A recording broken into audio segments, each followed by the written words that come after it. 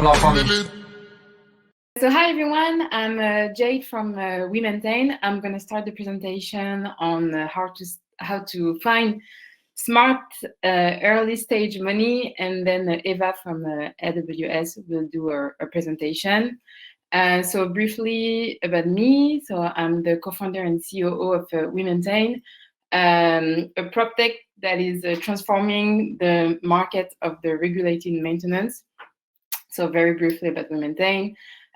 We started the business 3 years ago in Paris, and what we do is that we offer building owners and managers end-to-end solution that combine the skills of engineers on the ground, also IoT sensors and data solution, and then this is how it really transforms the experience they have when they manage their building.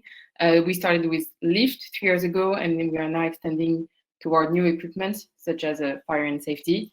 But enough about WeMaintain. Last thing you have to know, maybe you should know, is that we're now in Paris and London, and since the beginning we've raised about $9 million, and our lead investor is I'Invest from Eurazeo. So today I'm going to talk about like smart money. So basically, so to me, smart money is mostly smart people, and I think this is what I would like you to keep in mind.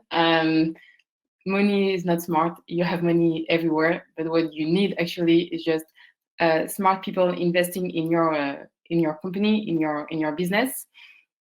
And so here I'm going to share a few rules, and I really hope it can help you when raising money. So maybe to give you a bit of background on how we did our first fundraising. So we are 3 co-founders at WeMaintain, and the 3 of us, we used to work abroad before coming back to Paris and launched the company. So we arrived in Paris, we had the idea, we had the MVP, a few contracts, and we thought, okay, let's go and raise some money. And actually, we did not really know at that time the environment of VCs, business angels. So we were a bit disconnected, and I think also a bit naive.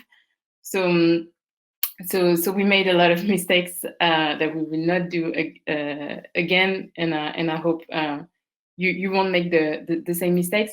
So the first one is that when talking about or when you talk about your project, you'll have a lot of people interested and willing to invest. So mostly business angels, or maybe friends and families. And one mistake is actually thinking that everybody can invest in a startup. So everybody can invest, of course, but what you need is that people understanding that investing in a startup is not investing in a SME or just a regular business. It's risky. And so you need to have that people with that understanding, especially because otherwise, if you have people like who are not aware of how it works for a startup, they will ask you tons of questions. So it's really time consuming. Also, when it comes to like signing agreements, they'll put the wrong people in the room. So mostly they will put their lawyers, and some lawyers have really no understanding on how the fundraising work for a startup. So it's really important to have people with experience in the startup environment, or people admitting that they don't know how it works and being open to that and being okay to learn with you actually. But if you have some people like no experience, like pretty like narrow-minded, then it's not going to work. And I think this is one mistake we made at the very beginning. We had a few business angels willing to invest a lot of money, but they had no idea.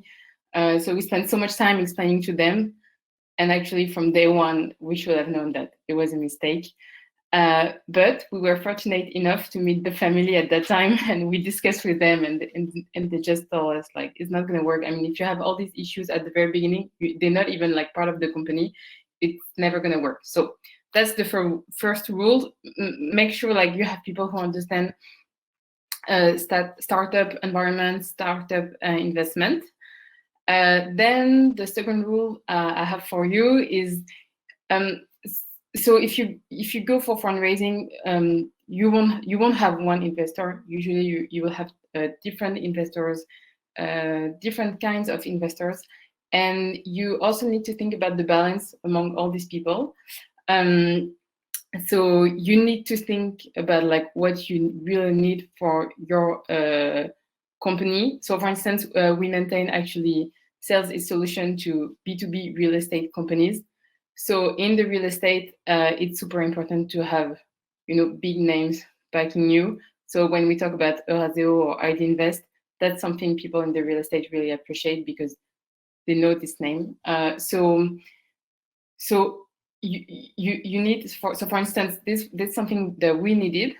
So we say, okay, we need to have this big somehow a VC, and then we knew that we needed people like having a lot of connection, relation in the real estate, because this is how business works in the real estate.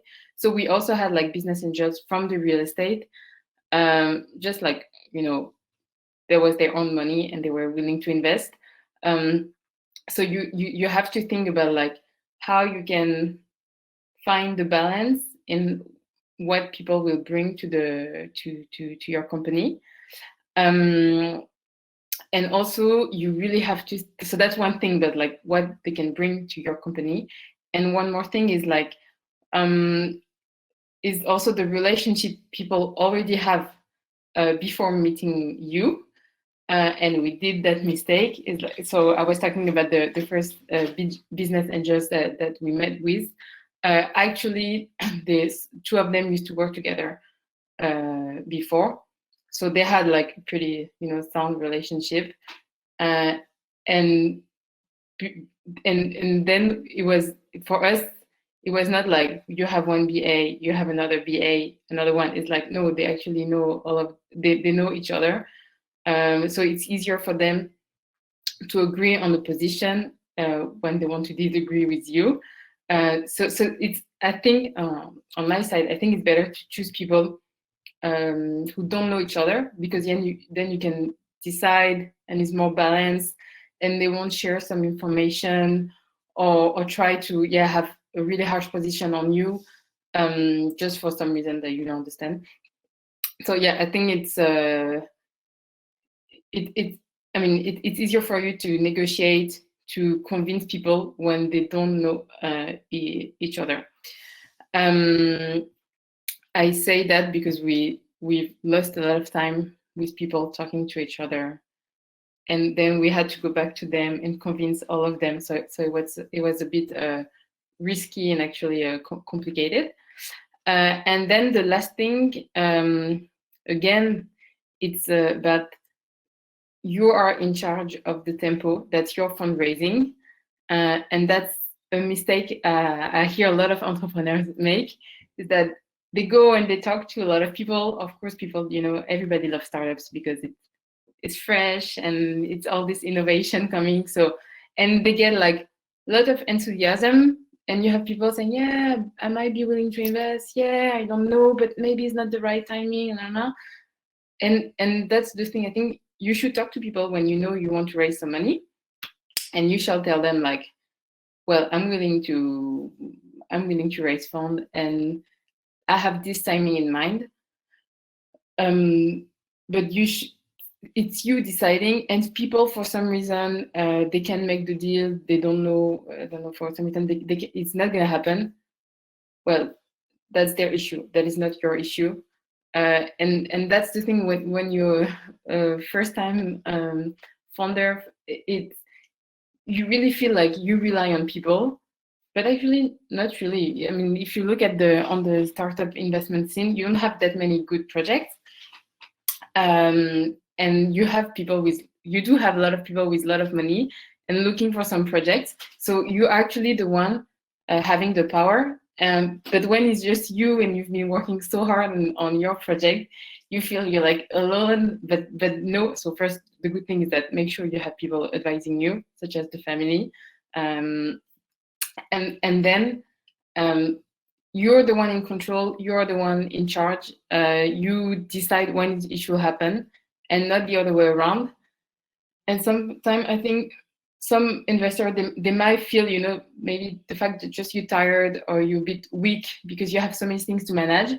So they'll tell you, yes, maybe I'll invest. I'm not sure. I want to see more KPI. I want to see this new contract. I want to talk to your customer. But no, actually, it's like, of course, you still have to be nice to people because you never know what's gonna happen. But make sure you tell them like, what do you need, and when they get what they need, they tell you yes or no, and then that's it. Because otherwise, with investors, is like it can, especially at the very early stage, it can goes on forever where they ask you some question, because especially early stage, you know, it's so risky for them that they want to make sure that they won't make a mistake. And you know, at the early stage, actually nobody knows, and if they have to bet on something, it's only you and the team. That's all. So you have to decide and tell them like, what do you need, and you have to tell them when you need the money also, and then you make the two match, and they make their decision. But otherwise, they will keep asking you like, I want, you know, more information, more details. I want to meet with your CTO. I want to meet with the customer. I want that, because they want to make sure they make the right decision. But as I'm telling you, at early stage, nobody really know. So I can see some question here. I think it's almost 15 minutes. I've been talking to you, and I think Eva is actually waiting. She'll do the presentation, and then we'll answer the question you have. That was fantastic. Thanks for sharing that journey, and especially the message about you have the power. I liked it a lot because we are in a very unique situation right now. Q1 2021 is the quarter historically since the dot-com bubble where we've seen highest financing for startups in Europe. And that means that you are, as an entrepreneur, in seller's market. So you can select, if you have a solid idea, between different investors to invest into your project. My name is Eva Treitz, and I'm representing Amazon Web Services. I am responsible for business development there, and I work mostly with late-stage startups, which, of course, all raised early stage money at some stage. So what I will do is I will summarize some great findings from Jade, and then build on them, sharing some experience of my own from my time as an investor and a founder.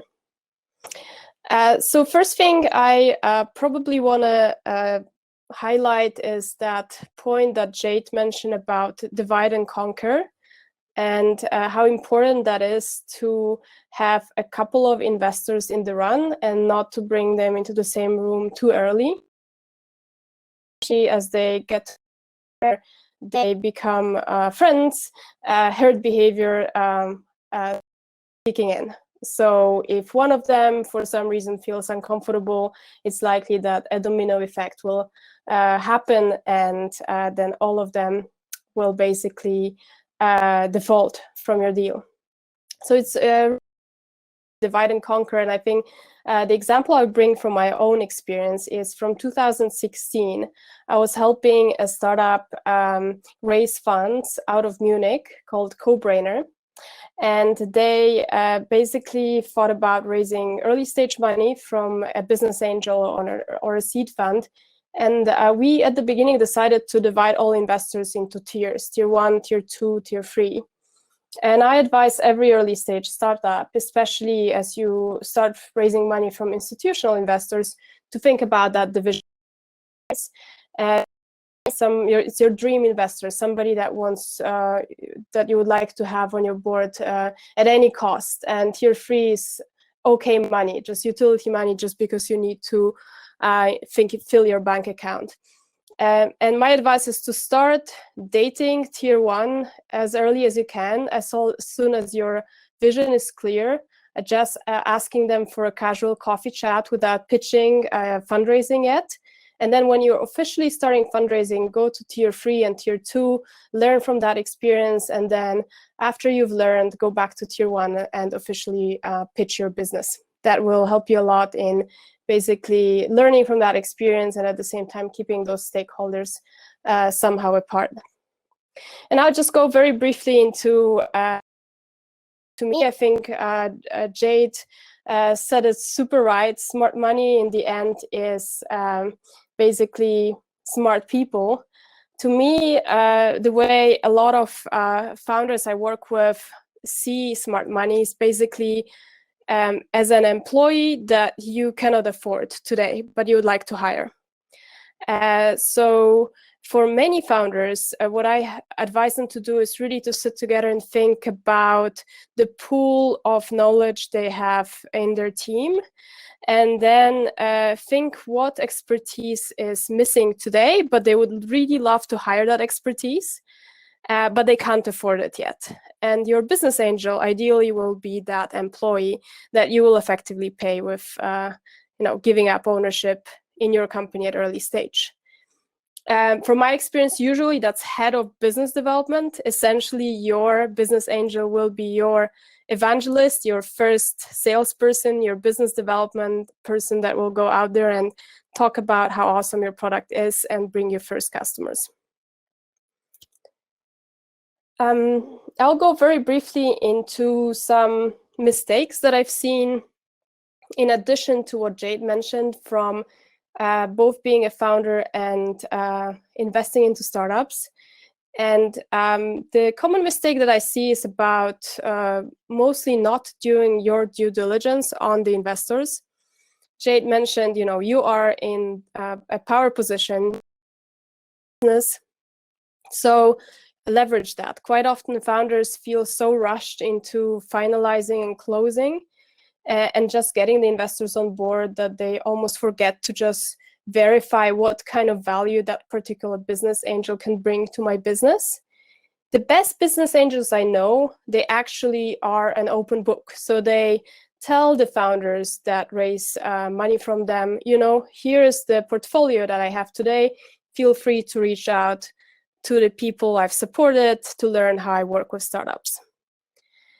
If your business angel is somebody that has never invested in a startup, well, then I think the second point on that slide is really important.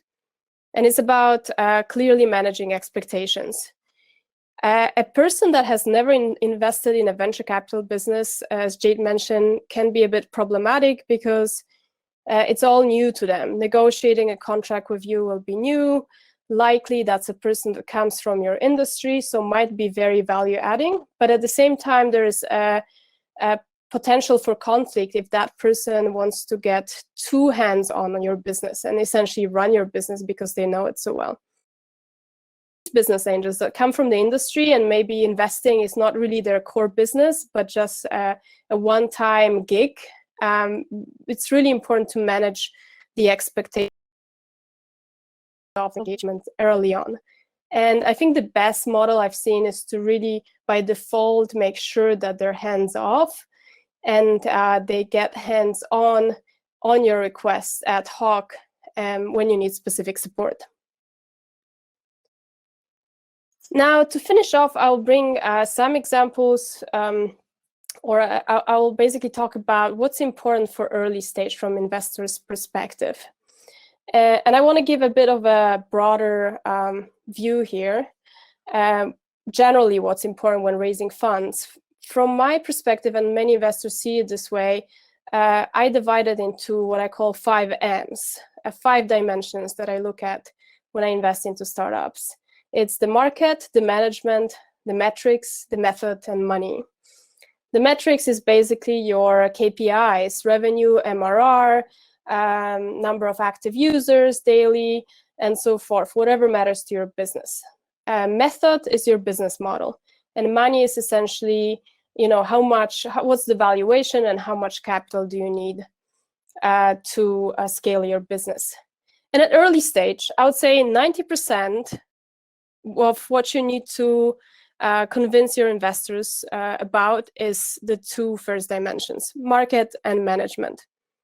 The market, if you take a rule of thumb, needs annually for your product, for investors to get interested. And the management is something that I want to go into right now, because I've experienced that very firsthand. So when the investors look at the management team, from my perspective, they look at two things early stage. One is individual characteristics of people that compose the management team. And number two is the dynamics of the team and the capability of the team to execute. And I want to cover the first aspect first, which is around an individual. In the first 6 to 9 months of a startup existing, it's really tough on the founders. You're going to have a lot of conversations where you're going to get negative feedback or no feedback or a rejection. And given my experience from supporting different founders, those that show perseverance and especially radical self-belief, these are the ones that persevere because despite being rejected by an investor, they will come full energy next day to pitch another person because they're so deeply convinced that fundamentally their idea has substance. And these things, perseverance and radical self-belief, are quite difficult to train.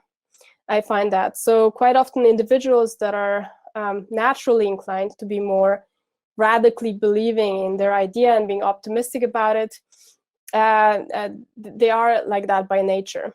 Grit, the second characteristic, which I think is super important, is something that can be trained, because grit means basically hard work.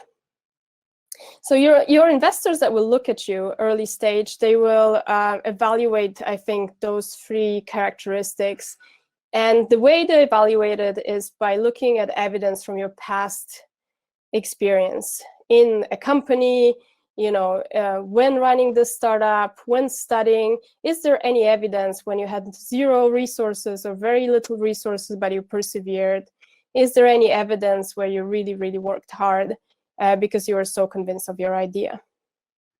And now, to finish off, I want to go into the group dynamics.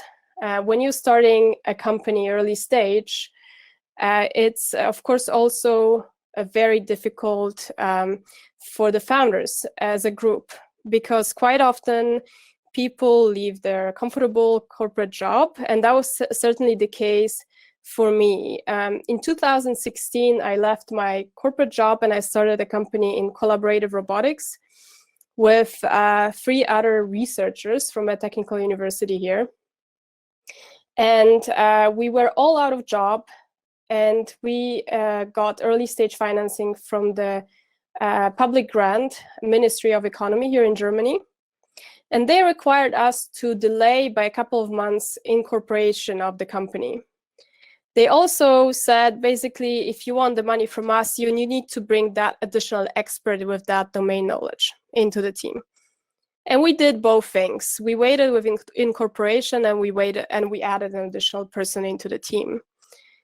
Well, that caused a huge problem, because it turned out that the interest and just the stage of life of different founders on the team was very divergent from each other. So one person on the team, just to give you an example, was a fully energetic bachelor that was willing to spend 80 hours on that idea, and the other person on the team was a family man with 2 kids, very young, that of course was committed to the idea but didn't have that 80-hour capacity. So what I'm saying is that, first of all, don't fit your startup into a schema that public grants give you just to get that money. But more importantly, within the 6 to 9 months, interesting things will happen in a team if you're not getting salary and working on an idea. You of your founders are, you will find out what your own motivation is, because you will need to talk about topics like shares and areas of responsibility, and you will need to clearly define that before you go fundraising. So as an investor now, I actually don't look at companies to invest in if the founders haven't worked together at least for 9 months at full risk, meaning they're out of job. They really take full risk now with that idea. that saves me probably around 50% of potential failure of companies that would be basically naturally exterminated just because the founding team will have to go through that difficult formation process. And to finish off, recently at AWS, we held a startup out of Berlin called DeepSet, acquire some funds. And we helped them with connections to business angels. And at the beginning, it was a bit tough, but they represented amazing perseverance and grit. And right now, they closed an investment round with, in my mind, the top business angels in Europe. And as with that note, I just want to say, if you do have radical self-belief and perseverance, I think, and a good idea, but at the beginning, really those characteristics are probably even more important than the idea. Go for it. And as Jade said, you have the power in the market to dictate conditions. And with that, I'll open now to a Q&A and invite Jade back on stage. Thank you. So I just would like to say that at WeMaintain, we have 3 values, and the second one is actually grit. And especially we choose that value after all the mistakes we made with business angels and all the grit we had to show during our first fundraising. So grit is really key, because you meet so many people like telling you you're wrong and showing you they don't believe in you. So yeah, I think I totally agree with you, Eva. Cool. Just looking at some Q&A in the chat. Yeah. Questions. I've seen someone asking like how we can get a coffee chat with a tier 1 investor. My answer here will be like, it's actually your job to make sure people will be interested in meeting with you. So 2 things. It's your job to understand the environment where you operate. So it's your job to make sure you have the connection with the VC. So you can have people, companies such as the family helping you to connect, or you can also spend some time and you have to make the due diligence and understand, like, you just look at the top startup and you go on Crunchbase and you have to make this work, like just understanding who's who, and then you have to email them. I think the email works really well. You just explain what you do, and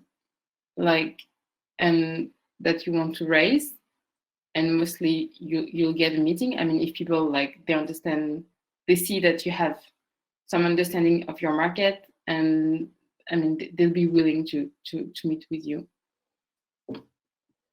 I don't know, Eva, if you have another. I agree with that. On top, I'll say that of course it's a very it is quite a close community, the venture capital community. So if you can get through some introduction from anyone from your network, look at your university network, somebody on LinkedIn that is connected to a partner in a fund you're pursuing, or a business angel with particular profile, try that way for sure first. And I encourage you to look for particular profiles. So if you are a future of work company like Hopin, maybe look for somebody that has commercialized something similar, and definitely allude to that in the message so that that connection is clear and it's very personalized. It's very clear that it's not a message that you send to 20 people, but just to one partner in a particular fund.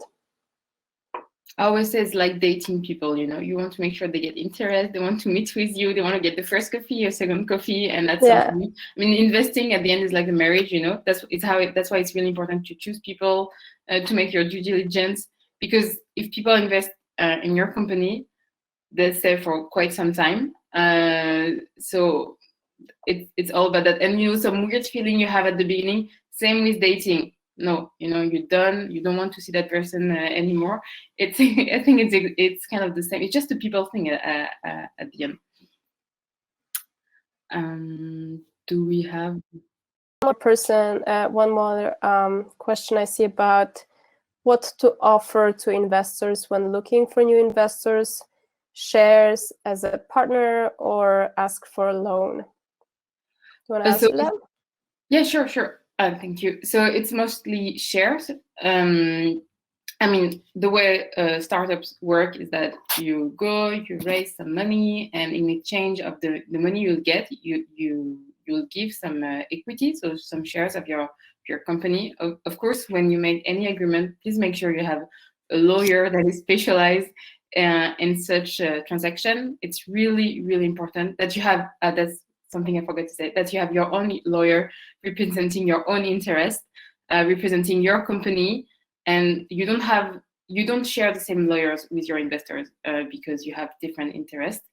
So the idea is that people will give some money, not to you but to the company, and in exchange the company will give some shares. This is how it works, and then there is somewhere you can also get some money, like just talking to the banks, getting some loans. But when you have a startup or a business in the tech industry, I mean, it's a bit risky. So banks won't be, mostly they won't follow. Maybe it's gonna change. I don't know. But I think it's easier to find some money from business angels and VCs. I'll maybe wrap up here, Jade. So I agree with Jade, and especially if the transaction needs to happen super fast, which is the case in Silicon Valley, quite often you have convertible loans. So you will get like a loan from a business angel, which will then convert into shares as a VC investor comes into the company later on. So you say, for instance, we're not talking about valuation for the sake of time. We just give you $1 million. And as a VC investor comes in, let's say 6 months, we'll have 20% discount. So the only thing you're agreeing on is basically the amount and the discount relative to the next round. Just to answer the question about AWS helping startups to raise money very quickly, there's no official program, but companies that we work with where we have closer interactions, we can just case by case advise and connect. Each of us in the team, in the business development team, comes from investment background. So we can make those connections case by case. There isn't any program. Yeah, I hope that was helpful for some people here. And I think with that, if Jade, you have nothing more to add, I will let you guys go to Alice, right? Back to the stage. Yeah. Thank you, guys. Bye-bye.